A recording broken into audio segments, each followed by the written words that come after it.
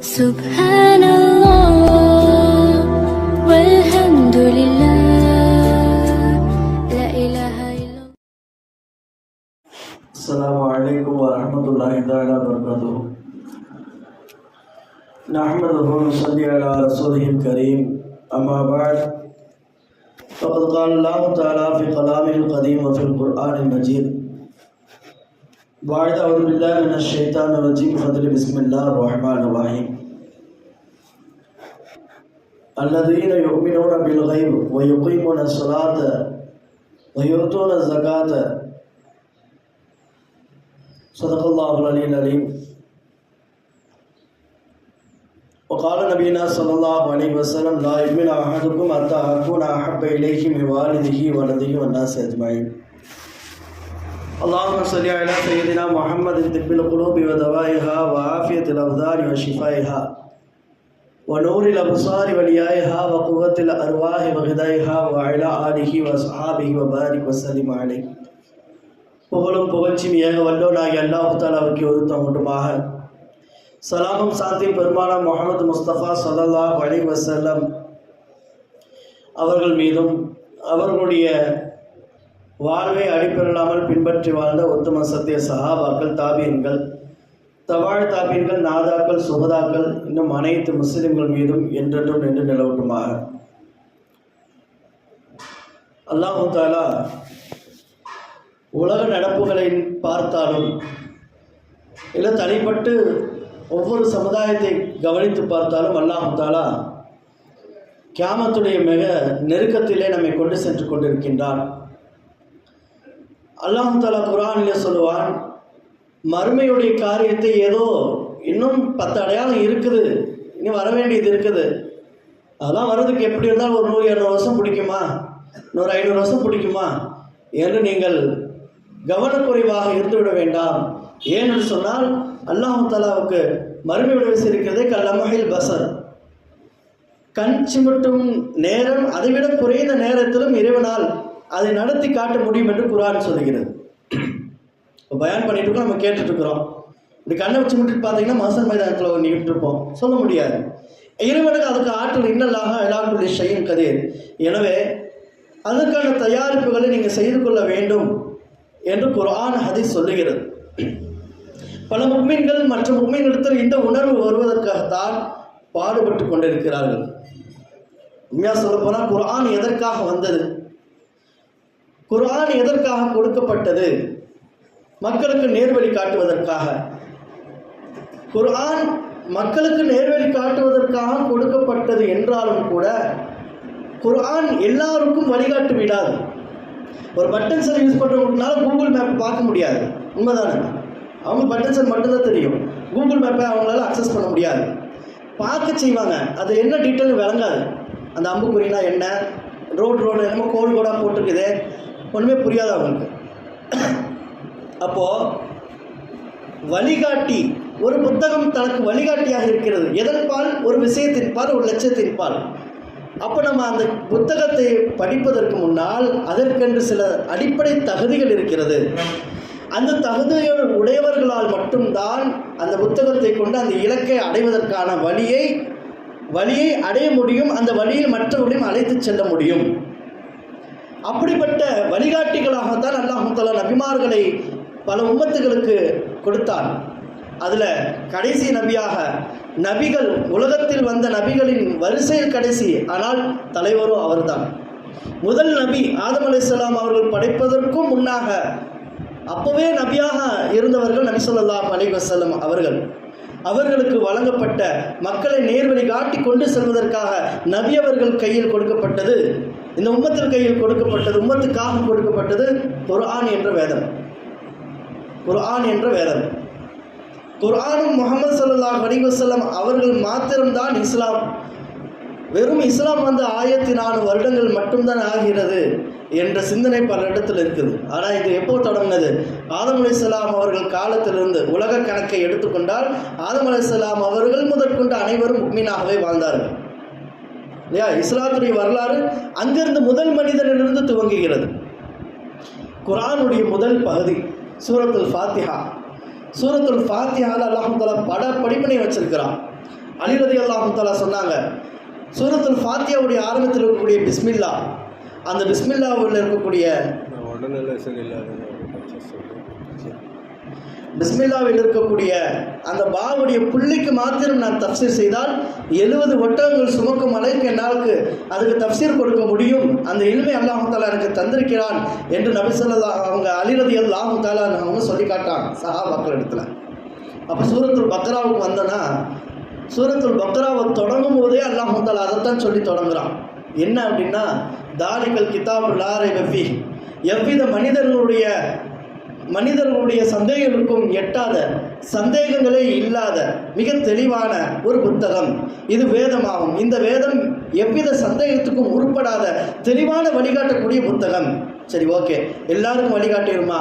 அந்த இடத்துல சூரத்துல் பக்ரால 2 பேஜ் திருப்பிட்டு பார்த்து அல்லாஹ் தஆலா சொல்றான், யுதில்லு பிஹி கஸீரா வ யஹ்தி பிஹி கஸீரா, இதை கொண்டு வழி கெடுபவர்களும் அதிகம், சரியான வழியை கண்டுபிடிச்சு சரியான பாதையில் செல்பவர்களும் அதிகம். கூகுள் மேப் பார்த்தோன்னா சில டைத்தில் கொண்டு போய் ஆற்றுக்குள்ளே இறக்கி விட்டுறதுன்னு சொல்கிறாங்க. நியூஸ் எல்லாம் வருது இல்லைங்களா? முட்டுச்சந்துக்குள்ள போய் கேரளாவில் ஒரு கார் கொண்டு போய் விட்டுருச்சு. அந்த மாதிரி அதை சரியாக அக்சஸ் பண்ண தெரியலன்னா வழிகாட்டில் கொண்டு போய் விட்டுரும். ஹவாரிஜின்கள் ஒரு கூட்டம் நபி ஸல்லல்லாஹு அலைஹி வஸல்லம் அவர்கள் காலத்துக்கு பிறகு வராங்க. உமர் ரலியல்லாஹு தஆலா அவங்க காலத்துக்கு பிறகு வராங்க ஹவாரிஜின்கள். இவங்களோட வேலை என்னன்னா, காஃபர்கள் சம்பந்தமாக இறக்கப்பட்ட ஆயத்துக்களை எடுத்து முக்மின்கள் மேலே சாட்டுறது. பத்தியா குர்ஆன் எப்படி வருது, நீ இப்படி பண்ணிட்டு இருக்கிற. காஃபர்களுக்காக இறக்கப்பட்ட ஆயத்துக்களை எடுத்து முக்மீன்கள் மீது அவர்களை முஸ்ரிக்குகளாகவும் காஃபிர்களாகவும் ஆக்கக்கூடிய கூட்டம் அது ஹவாரிஜின்கள். அப்போ அவங்க ஏன் வழிகட்டு போனாங்கன்னா, அதே குர்ஆனை கொண்டு தானே வழிகாட்டுறாங்க.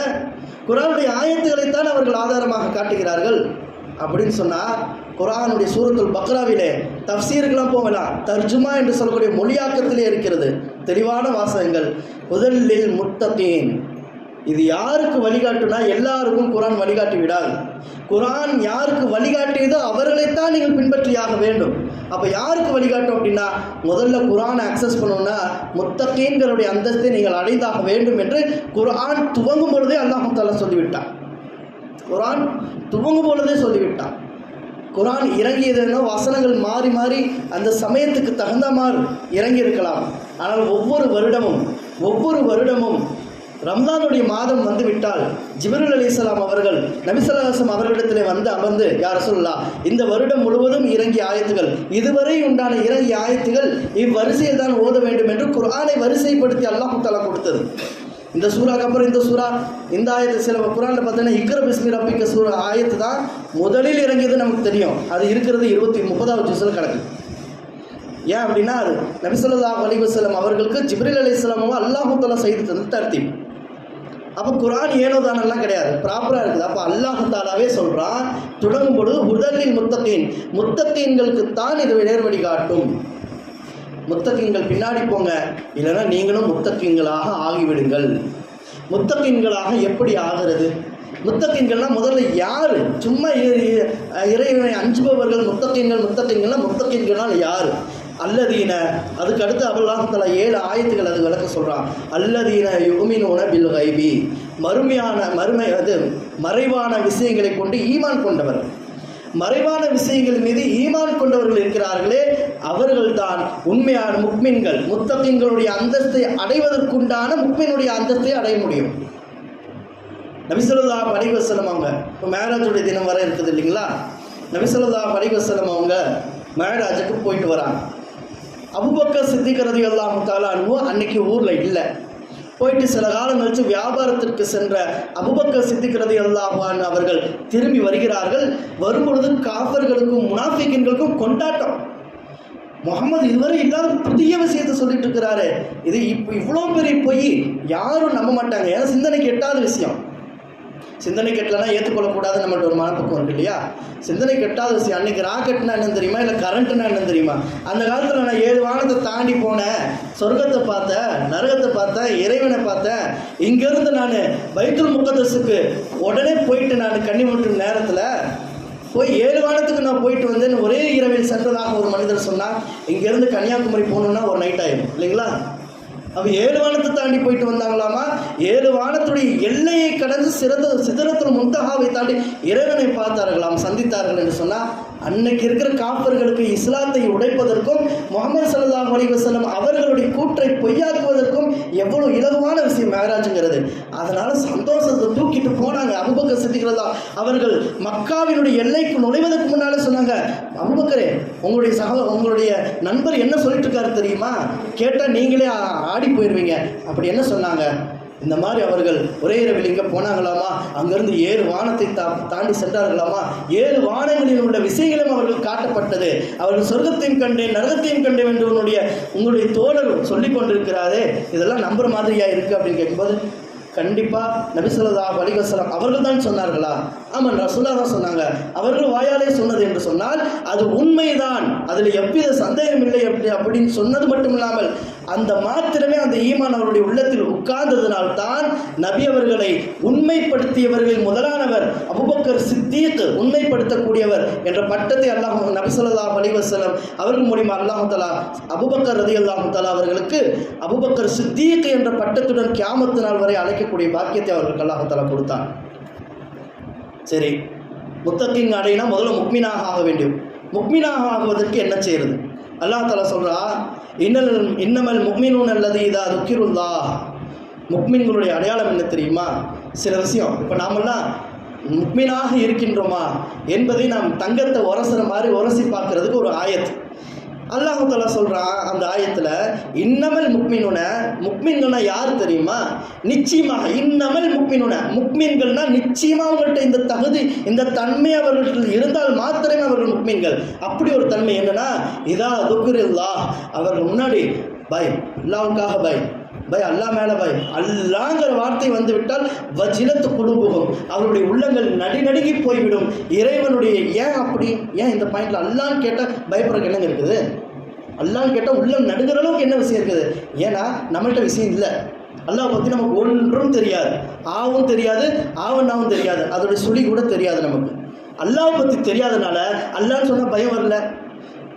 அப்படியே பதறி ஓடிக்கிட்டு போய் உங்கள் தெரிஞ்ச ஒரு ஃப்ரெண்டு வீட்டிலே சும்மா விளையாட்டுக்கே பண்ணிப்பாரு. திருதுன்னு வீட்டுக்குள்ளே ஓடுங்க வாசலில், அவங்க பேரை சொல்லிட்டு போயிட்டு உனக்கு பிடிக்க போலீஸ் வருதுல அப்படின்னு சொல்லி பாருங்க. அது உண்மையாக போய் நம்புறாங்களோ இல்லையோ கொஞ்சமாச்சு ஜர்க்குன்னு ஆகும். வச்சிலத் அந்த செகண்ட் அந்த பெயர் சொல்லப்பட்டவங்க ஒன்று பயம் வரும். ஒவ்வொருத்தவங்களும் ஒரு வீக்னஸ் இருக்கும். அவங்கள்ட்ட அதை பற்றி சொன்னோம் அப்படின்னா பயப்படுவாங்க. ஏன்னா அந்த நாலேஜ் அவங்களுக்கு இருக்குது, அதை பற்றி உண்டான விவரம், அது என்ன ஏது என்ன செய்யும் அப்படிங்கிறது இருக்குது. அப்போ இறைவன் யார், அல்லாஹ்வுடைய தன்மை என்ன, அவன் என்ன செய்வான், என்ன செய்து கொண்டிருக்கிறான், எதற்காக நம்ம இங்கே படைத்தான், அல்லாஹ் பற்றி ஒன்றுமே தெரியாதனால அல்லாஹ்னு சொன்னால் அதுக்கு பயமே வரதில்லை.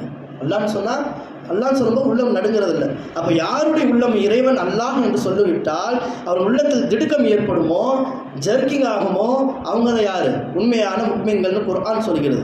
அது மட்டும் இல்லை, இதா துலியத் அலைஹிம் ஆயாத்து, இறைவனுடைய அத்தாட்சிகள் குர்ஆனினுடைய ஒரு வசனத்தை போன்று நீங்கள் இது பொய் என்று சொன்னால், எங்கே நீங்களும் இது இறைவனுடைய வார்த்தை இல்லை என்று சொல்லக்கூடியவர்களாக இருந்தால் இதே போன்ற ஒரு வசனத்தை உங்களால் கொண்டு வர முடிந்தால் நீங்கள் கொண்டு வாருங்கள். உங்களுடைய உலகத்தில் உள்ள அத்தனை மக்களும் சேர்ந்து செய்யுங்க.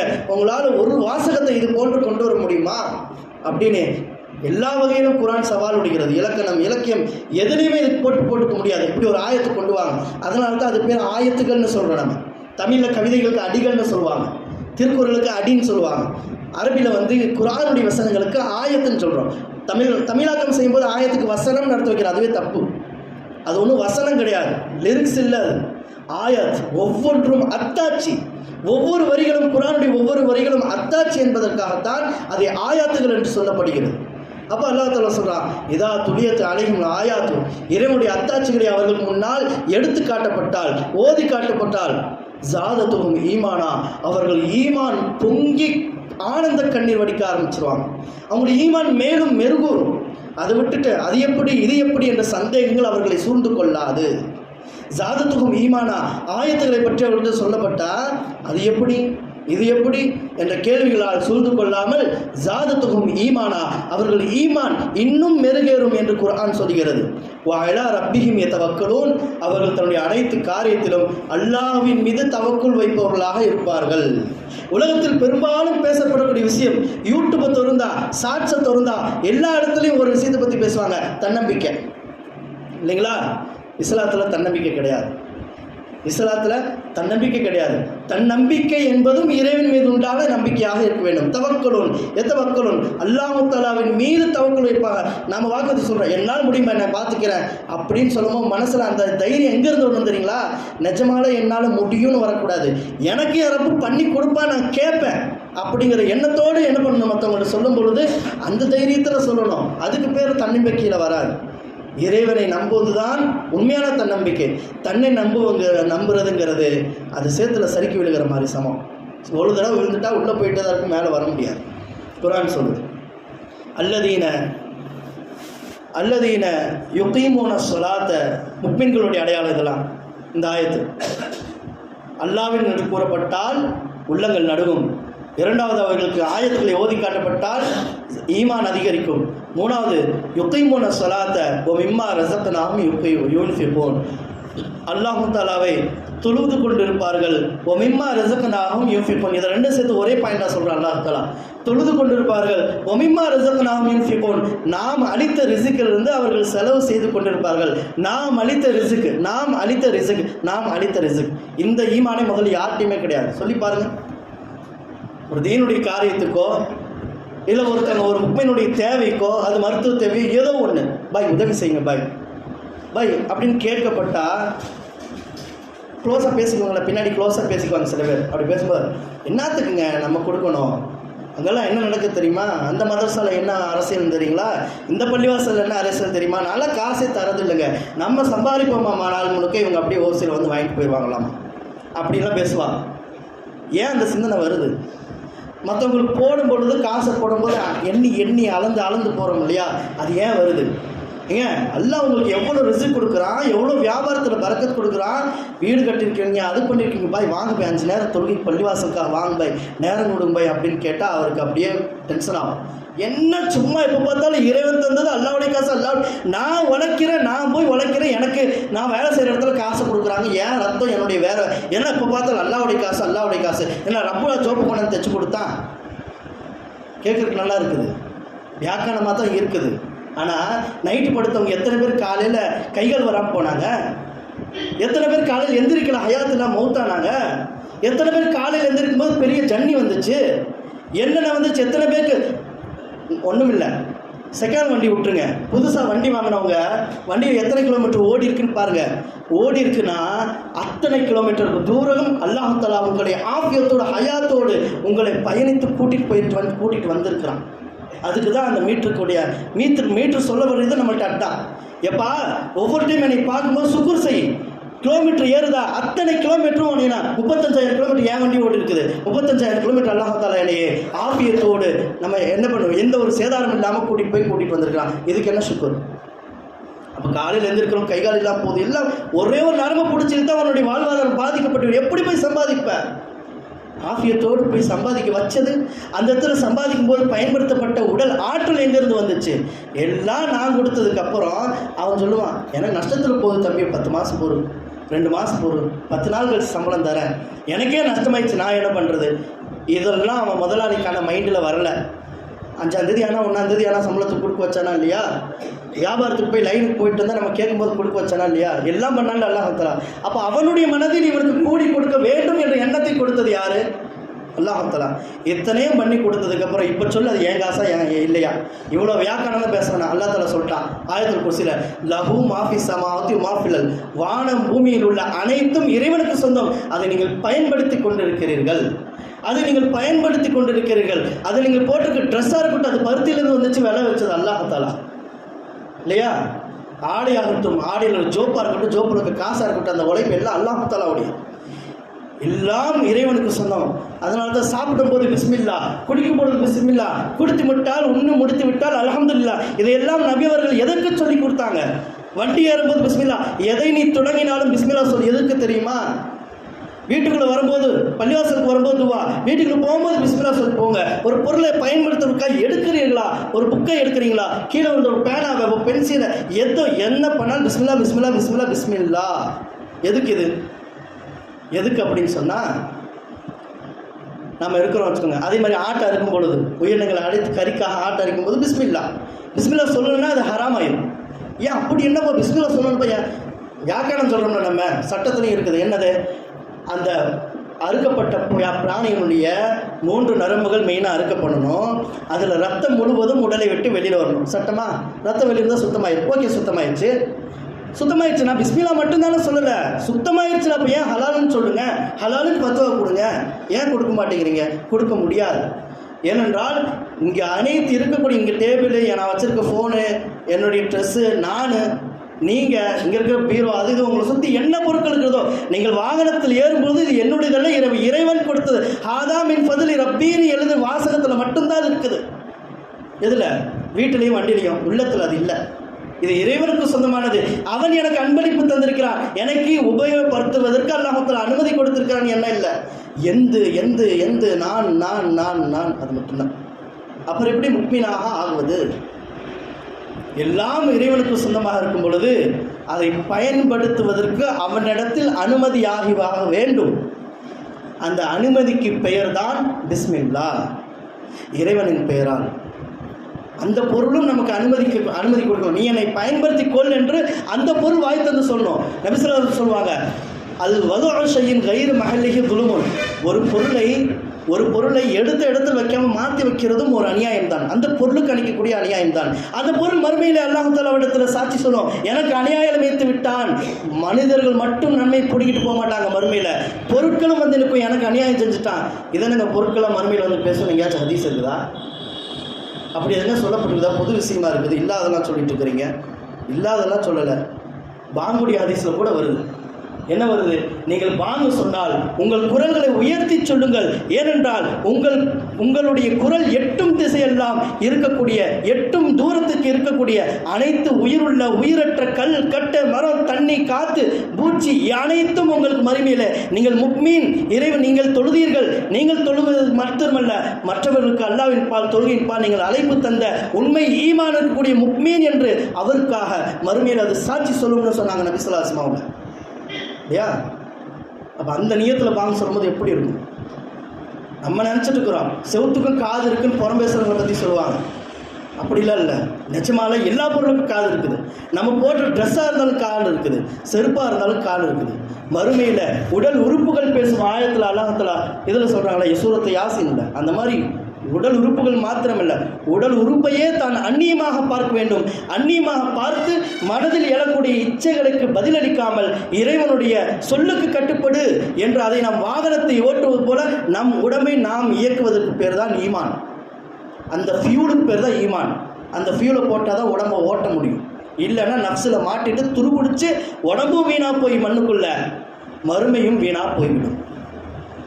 நபி ஸல்லல்லாஹு அலைஹி வஸல்லம் அவங்க மேராஜுக்கு போயிருக்கும் பொழுது சொர்க்கத்தில் அல்லாஹ் தஆலா குர்ஆனில் சொல்லக்கூடிய ஆறுகள், சொர்க்கத்தில் 4 ஆறுகள் ஓடும். அது மொத்த சொர்க்கத்தையும் சுற்றி வரும். எந்த இடம்னா பாலாறு, பால் ஆறு, எந்த மாட்டிலிருந்தும் கறக்கப்பட்டதல்ல. பாலாறு, மது ஆறு, அல்லாஹ் தஆலா டைரக்டாக படைச்சது, எந்த தேனியும் சேர்த்து வைத்த தேன் அல்ல அது. அதே போன்று மதுவார் எந்த பல ரசங்களிலிருந்தும் தயாரிக்கப்பட்டதல்ல, இறைவனால் டைரக்டாக படைக்கப்பட்டது. அதே போன்று தண்ணீர், நித்திய ஜீவ நதி என்று சொல்லக்கூடிய ஆறு ஒன்று ஓடிக்கொண்டிருக்கும். அந்த ஆறு அந்த சொர்க்கத்தின் வாசல் வழியாக ஹவுலுல் கௌசரில் போய் சேரும்.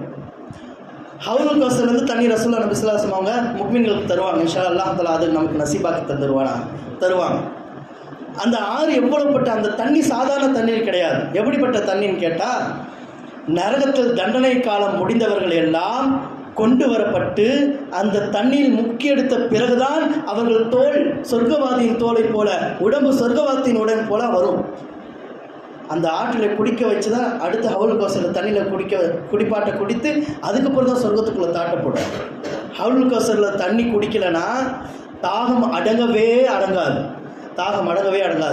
தாகமின்றி, பசியின்றி, சாப்பிட்டதும் பருகியதும் எதுவுமே கழிவாக வெளிவராத அந்த தூய்மையான சொர்க்கத்து உடல் வேணும் அப்படின்னு சொன்னால் அந்த தண்ணியை குடித்தாதான் அந்த தன்மை ஏற்படும்.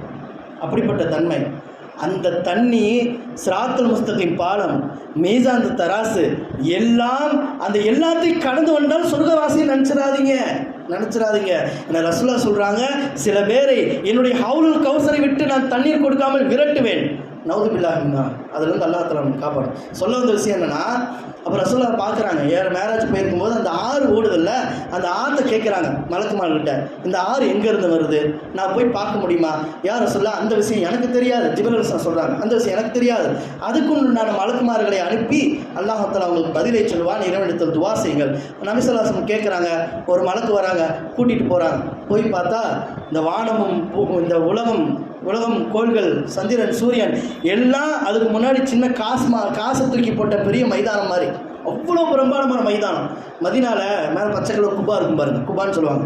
அது மட்டும் தரையில் இருந்தால் எப்படி இருக்கும், அந்த மாதிரி ஒரு பெரிய குபா விதானம் இருக்கிறது. வெட்ட வெளியில் அலங்கரிக்கப்பட்ட விதானம் இருக்கிறது. அந்த விதானத்தில் போய் கதவை பார்த்தா சாவி போகிற துளைகளோ பூட்டுகளோ எதுவுமே கிடையாது. ஒன்லி ஒன் பாஸ்வேர்டு சொன்னால் திறக்கும். அந்த நபி ஸல்லல்லாஹு அலைஹி வஸல்லம் சொன்னாங்க, பிஸ்மில்லான்னு நாங்கள் கதவு தானாக திறந்தோன்னு போய் பார்த்தா பிஸ்மில்லாவில் இருக்கக்கூடிய பா, அல்லாஹில் இருக்கக்கூடிய ஹா, பிஸ்மில்லா இருக்கக்கூடிய பா, அல்லாஹில் இருக்கக்கூடிய ஹா, ரஹ்மானுடைய மீமு, ரஹீமுடைய மீமு, இந்த நாலும் 4 தூண்களாக அங்கு நிற்கிறது. 4 எழுத்துக்களும் 4 தூண்களாக அங்கு நிற்கிறது.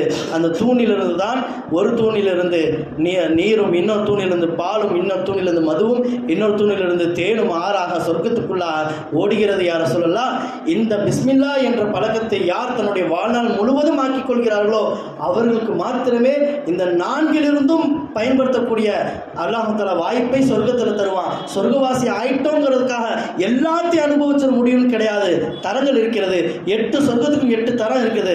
ஒவ்வொரு சொர்க்கத்துக்கும் ஒவ்வொரு தரம். அந்தந்த சொர்க்கத்தில் இருக்கவங்க அந்தந்த இன்பத்தை தான் அனுபவிக்க முடியும். அங்கே இன்பம் துன்பம் இல்லாமல் இருக்காது, துன்பம் இருக்கும். என்னன்னா கவலை என்ற துன்பம் சொர்க்கத்துக்கு போனாலும் துரத்தும். சொன்னாங்க ரசூலுல்லாஹ், சொர்க்கத்தில் சில பேர் உட்காந்துட்டு ரொம்ப கவலையில் வருத்தத்தில் இருப்பாங்க. சொர்க்கத்தில் இருந்துட்டு கவலைப்படுறேப்பா, உனக்கு என்னப்பா பிரச்சனை அப்படின்னு மற்ற சொர்க்கத்தில் இருக்கவங்களுக்கு கேட்கும்போது சொல்லுவாங்களாம்மா, நான் இப்போ இருக்கிறது 5வது சொர்க்கங்க, 5வது சொர்க்கத்தில் இந்த கேட்டகரியில் இருக்கிறேன். நான் வாழ்நாளில் நிறைய டைம் வேஸ்ட் பண்ணிட்டேன். அந்த டைத்தையும் அல்லாஹ்வுடைய திக்ரால நான் பிரயோஜனமாக்கி இருக்கக்கூடாதான்னு இப்போ நான் வருந்துறேன். திரும்பி போகவும் முடியாது. இன்பத்தில் இருந்தாலும் அவர்கள் துன்பமாக நினைப்பது இறைவனை நினைக்க மறந்த நேரங்களை தான், இல்லைங்களா? சொல்லிட்டு சொன்னாங்க. அல்லாஹ் தஆலா அடுத்து சொல்கிறான், இதெல்லாம் சொல்லிட்டு உலாயிகஹுல் முஃமினூன ஹக்கா, அல்லாஹ் தஆலா சொல்கிறான், இந்த தகுதிகள்லாம் யார்கிட்ட இருக்குதோ, அல்லாஹ் என்று சொல்லப்பட்டால் உள்ளம் நடுநடுங்குவதும், ஆயத்துகள் ஓதப்பட்டால் ஈமான் அதிகரிப்பதும், தொழுகையை நிலைநாட்டுவதும் அல்லாஹ் கொடுத்ததிலிருந்து, நாம் சம்பாதித்தில் இருந்ததல்ல, அல்லாஹ் கொடுத்ததிலிருந்து அவன் மறுபடியும் எனக்கு கொடுப்பான். நான் ஏன் கஞ்சப்படணும் என்று அல்லாஹ்வின் பாதல் ரிசுக்கை அவர்கள் செலவு செய்பவர்களும் அவர்கள்தான் உலாயிக்க முக்மினூன ஹக்கா, அவர்தான் ஹக்காக உண்மையிலே முக்மீன்கள். மற்றவங்களாம் பெயர் தாங்கி முஸ்லீம் என்று அல்லாஹ் தஆலா நம்ம பார்த்து குர்ஆன் சொல்லுது. நம்மளை பார்த்து, என்னை பார்த்து சொல்லுது குர்ஆன், என்னை பார்த்து சொல்லுது குர்ஆன். என்னென்ன முக்மீன் அல்ல, இந்த தன்மை வந்ததுக்கு அப்புறம் தான் முக்மீனூன ஹக்கா, உண்மையான முக்மீனாக ஆக முடியும். ஆனது மட்டும் இல்லை, அவர்களுக்கு தான் மறுமையிலும் தரஜாத்துன் இன்த ரப்பிஹிம், அல்லாஹ்விடத்தில் உயர் பதவிகளும், ஓ மக்ஃபிரத் என்று அல்லாஹ்ட்ட அல்லாஹ் மக்ஃபிர்லனா, அல்லாஹ் மக்ஃபிர்லனா, அல்லாஹ் மக்ஃபிர்லனா, அஸ்தக்ஃபிருல்லாஹ் அஸ்தக்ஃபிருல்லாஹ் அஸ்தக்ஃபிருல்லாஹ், எவ்வளோ வேணால் கேட்டுக்குப்பா, அல்லாஹ்வால மன்னிக்க முடியாது. ஈமானோடு கேளு. எந்த ஈமான்? முக்மீனோட ஹக்காங்கிற இடத்துக்கு வந்து நின்று கேளு. ஒரு அஸ்தக்ஃபிருல்லாஹ் சொன்ன அல்லாஹ் தஆலா 10 தடவை மன்னிப்பான். ஒரு தடவை கேட்டால் 10 தடவை மன்னிப்பான். ஒரு தடவை சுபான் சொன்னால் 10 தடவை அல்லாஹ் தஆலா நன்மை வாரி கொள்வான். அது மட்டும் இல்லை, நீ இறந்து விட்டாலும் கூட ஷஹீதுடைய அந்த வரும் ரிசுக்குன் கரீம், அல்லாஹ் தஆலா கண்ணியமான ரிசுக்கை அவர்கள் வைத்திருக்கிறார். ரிசுக்கை சாப்பிட்றதல்ல, ஒரு மனிதன் வாழ்வதற்குண்டான வாழ்வாதாரங்கள் அத்தனையும் ரிசுக் என்ற வார்த்தைக்குள் வந்துவிடும். அந்த ரிசுக்கு அல்லாஹ் தஆலா கொடுப்பான். சொல்லிட்டு இன்னொன்று அல்லாஹ் தஆலா சொல்கிறான், லந்தனால் பிற 4-5 ஸ்டார்டிங் இதை சொல்லி முடிச்சிடறேன். லந்தனால் பிற ஹத்தா துன்ஃபிக்கும் மிம்மா துஹிப்புன் சொல்லிட்டு எல்லாம் சொல்கிறா, வலாக்கினல் பிற மனாமன பில்லாஹி வல்யோமில் ஆஹிரி, யார் அல்லாவை, மறுமை நாளை, மலக்குமார்களை, வேதங்களை, நபிமார்களை, அப்புறம் 6வது பாயிண்ட் ஒன்று இருக்குது, அதை சொல்லி தான் ஆகணும். இதையெல்லாம் ஈமான் கொண்டவர்களோ அவர்கள் தான். அதே மாதிரி இந்த 5 பாயிண்ட். 6வது பாயிண்ட் என்ன, வத்தல் மாலாலா உப்பிஹி தவில் குர்பா, நெருங்கிய சொந்த பந்தங்களுக்கும், ஒல் எத்தாமா அனாதைகளுக்கும், ஒல் மசாக்கின் மிஸ்கின்களுக்கும், வப்னு சபீல் வழிபோக்கர்களுக்கும், ஒ சாயிலின யாசம் கேட்பவர்களுக்கும், ஒபிர் ரக்காவி தொடர்பில் சொந்த பந்தத்தில் இருக்கிறவர்களுக்கும், அத்தனை நபர்களுக்கும் அவர்கள் என்ன பண்ணுவாங்க, பொருட்களை கொடுத்து செல்வத்தை கொடுத்து உதவி செய்வார்கள். என்ன எண்ணத்தில் தெரியுமா? யாசக எண்ணத்தில் இல்லை, அவன் கேட்டா நான் கொடுப்பேங்கிறது அல்ல. எந்த எண்ணத்தில்னா அலா ஹுப்பிஹி, இறைவன் மீறுள்ள முகப்பத்தினால் கொடுக்கணும். எனக்கு தர்மம் செய்கிறது பிடிக்குங்கிறதுக்காக கொடுக்கக்கூடாது. நான் இதைத்தான் எதிர்பார்த்துட்டேன், என்கிட்ட வந்து கை கேட்டு நிற்கிறாங்க பார்த்தியா, என்கிட்ட கேட்டு நிற்கிறாங்க பார்த்தியா என்ற கெட்டணத்தோடு கொடுக்கக்கூடாது. அலா ஹுப்பிஹி, அல்லாஹ்வின் மீதுள்ள பாசத்தினால் கொடுக்க வேண்டும். என்கிட்ட இருக்கிறது நான் சம்பாதிச்சதில்லை, எல்லாம் கொடுத்தது, அல்லாஹ் கொடுத்தது. அல்லாஹ்வுடைய அடியார்கள் வந்து கேட்குறாங்க, கொடுக்கறது என் கடமை, நான் ஒன்லி பொருளாளர் மாதிரி தான் அப்படிங்கிற எண்ணத்தோடு இருப்பது இந்த எண்ணம். அப்போதுக்கப்புறம் எல்லாம் சொல்கிறான், இதெல்லாம் முடிச்சதுக்கப்புறம் அதுக்கப்புறம் தான் தொழுகைக்கே வரான் அல்லாஹ் தஆலா. அடியார்கள்ட்ட நடந்து கொள்றதை சரியாக பண்ணிட்டு தான் அடுத்த தொழுகை பயனளிக்கும். வக்காமு சலாத்தை, வாத்து ஜக்காத்தை, ஜக்காத்து கொடுப்பவர்கள் தொழுகை கொடுக்கணும். ஒரு மூஃபு நபி அழுதை மீது ஆகுதோ, வாக்களித்தால் அந்த வாக்குறுதியை நிறைவேற்றுபவர்கள். ஒரு சாபிரீன ஃபில் பஸ்ஸாய் வல் அர்ராய், அவர்கள் சிரமத்திலும் கஷ்டத்திலும் துன்பத்திலும் கடனிலும் அவர்கள் பொறுமை மேற்கொண்டிருப்பாங்க. வஹீனல் பஅசி, எப்படி அந்த கஷ்டம் ஏற்பட்டு வெறுத்த பிறகு அந்த வெறுப்பின் விரக்தியாக சபர் இருக்கக்கூடாது. அந்த கஷ்டம் ஆரம்பிக்கும் பொழுதே அவர்கள் சபர் என்ற வாசலுக்குள் நுழைந்து விடுவார்கள். இந்த தன்மையெல்லாம் யார்கிட்ட இருக்கிறோ உலாய்க்கல்லதீன சதகு, அவர்கள்தான் நல்லடியார்கள். உலாய்க்கஹுமுல் முத்தகூன், அவர்கள்தான் இந்த தன்மைகள் அத்தனையும் உள்ளவர்கள் தான் முத்தகீன்கள் லிஸ்ட்லேயே வருவாங்க. இந்த முத்தகீன்கள் லிஸ்ட்டில் வர்றது மட்டும் இல்லாமல் அதுக்கப்புறம் தான் அவர்களால் குரானை அக்சஸ் பண்ண முடியும். நான் சொல்லலை, குரானுடைய சூரத்துல் பக்ராவுடைய 2வது ஆயத்து சொல்லுகிறது. எனவே நம் வாழக்கூடிய நேரத்தில் எதுவெல்லாம் ஈமானின் என்ற அடையாளங்கள் என்று சொல்லப்பட்டதோ அதையெல்லாம் நம்மில் உணர்வில் வருவதற்கு, செயலில் அல்ல, செயலில் மாத்திரம் அல்ல, எண்ணத்தில் மாத்திரம் அல்ல, உணர்வாக அது வெளிப்படுவ வரை அதன் உண்டான முயற்சிகளையும் அந்த காரியங்களும் தொடர்படியாக செய்யக்கூடிய பாக்கியத்தையும் இந்த உலகத்திலிருந்து பிரியக்கூடிய நேரத்தில் முத்தகீன்கள் முக்மீனுன ஹக்கா என்ற பட்டத்தை, அங்கீகாரத்தை அல்லாஹ்வின் புறத்திலிருந்து பெற்ற முக்மீன்களாக நம்ம அல்லாஹ் தஆலா நம்முடைய உயிரை கைப்பற்றக்கூடிய பாக்கியத்தை தந்தல் புரிவானாக. நம் வாழக்கூடிய வாழ்க்கையில் ரிசுக்கையும் பரக்கத்தையும் அல்லாஹ் தஆலா ஆஃபியத்தோடு சேர்ந்த நல்ல இபாதத்துகளோடு சேர்ந்த நீண்ட ஹயாத்தையும் நம் அனைவரும் நசீபாக்கி தந்துருவானாக. வாஹிரு தஅவானா அல்ஹம்துலில்லாஹி ரப்பில் ஆலமீன். அஸ்ஸலாமு அலைக்கும் வரஹ்மத்துல்லாஹி தஆலா வபரகாத்துஹு.